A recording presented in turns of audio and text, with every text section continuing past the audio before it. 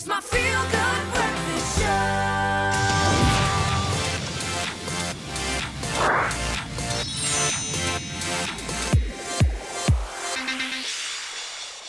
Yep, a new year, a new Call of Duty. We like the sound of that. Call of Duty Vanguard is the latest Call of Duty and is getting mixed opinions, which kind of breaks my heart a little bit. Are you a Call of Duty fan? I am. I think it was one of the first games that I got really kind of hooked on. It's just intense and it's cool. Haven't played it in a while, though. I'm probably about 2 or 3 iterations behind this. What side of the fence do you sit on, my friend? Are you excited about this game? Are you happy about it? I'm kind of a where's mixed the shade? bag. Where's I'm shade kind of a coming mixed from? bag because I love Call of Duty, you know, and also every year there's always a new Call of Duty. I always say, you know, it's death, taxes, and Call of Duty. It's always inevitable. And FIFA, yeah. But, yeah. And FIFA.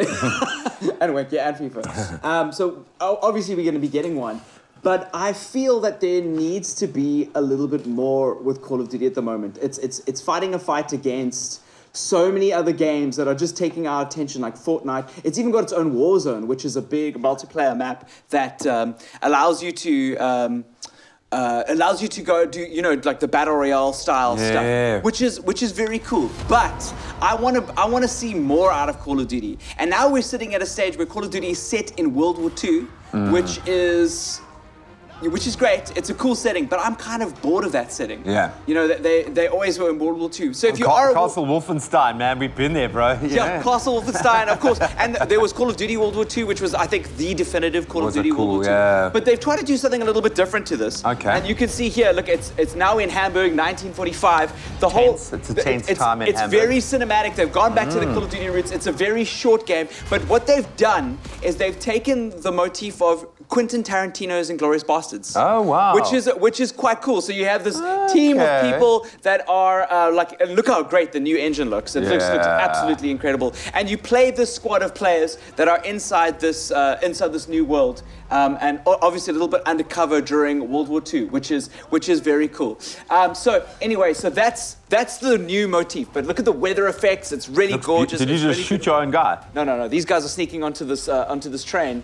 And I just wanted you to see the background there. Absolutely beautiful. It looks fantastic. Yeah, we're about to take this train. But Call of Duty is not Call of Duty without a multiplayer. Okay. Which is obviously the single player campaign is great. It's usually about 5 hours. I used to have this ritual because I've been doing this video game thing for reviews. I've been doing since like 2008. Wow. I'm old, but I used to have this ritual where and you started young, yeah. I love Call of Duty. So I would go, when Call of Duty came out, it would mark the end of the year for me. It'd just be like near the beginning of November. I would take that day off. I'd close the curtains. I'd get the game early in the morning, and I'd spend the day playing the campaign and finishing it. I just haven't had that, like, you know, energy for this one, which is really sad. Man, I hope, well, look, you've got a lot going on in your life at the moment, okay? So don't be too hard on yourself. It might just be there.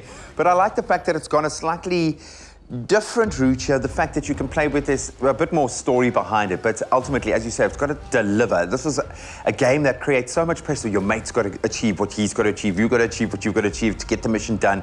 It's tense. They create an atmosphere with this game because of the style of gameplay. Yeah, the image is great, but it's the way that you play, the fact that you're on this knife edge the whole time. Do they achieve that same intensity? They do. I think one of the shortcomings is actually a movie storytelling shortcoming. There's too many characters. And Call of Duty it's very character driven in general because all the characters are involved. But I don't necessarily play for the character stories. I want to play for the set pieces. It's an action movie for me. I want to play the action movie. So it's a little bit disappointing where they're trying these cool stories, but they just don't hit it because there's too many people. I wish they stuck with 1 or 2 characters that meant something instead of this whole team of people.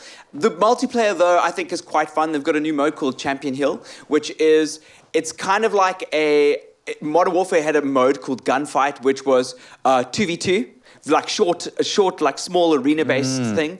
But now they've done that, but there are 12 teams, and you kind of spawn in and watch your opponents play, and you share your lives with your friend. So you've got to be like talking to your friend the whole time and having like great communication. Cool, man. So that is a cool way to play. Like if you've got family members, like family members who play Call of Duty on Christmas split screen, that is a great way to do this. So yeah, we'll see what how you feel about Call of Duty and the additions it brings to Warzone, because I think a lot of South Africans who are watching this are playing Warzone, which is the free version. Okay. And then there's some benefits to buying this game on top of it, but I don't know if those benefits are as compelling to that core community as to warrant them spending that money. There's word of a franchise-first, universe-expanding zombies crossover. What on earth? So Zombies is a mode in Call of Duty that I actually don't like. I'm not a fan of the zombie stuff. It's boring to me, but it's a map where there are waves of zombies that come and you and your friends must kind of survive and they get more and more challenging and the map opens up.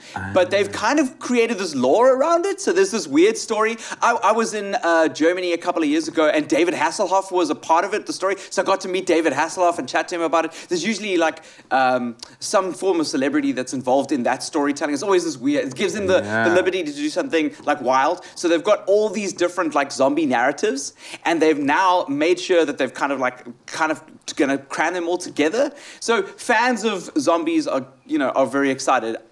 Zombies is a part of the Call of Duty thing that I don't really Maybe it sounds like that they've tried almost to do too much across too broad a spectrum, rather focus on what the game does really well.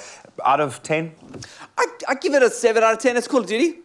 It's more Call of Duty. It gets a Christmas 7 out of 10. We absolutely love it. We love you, Guy. We love the fact that you're so emotionally invested in these games. Maybe once you've spent a full day playing it, you'll feel a little bit different. But that is the latest Call of Duty Vanguard, out now, perfect for a Christmas stocking.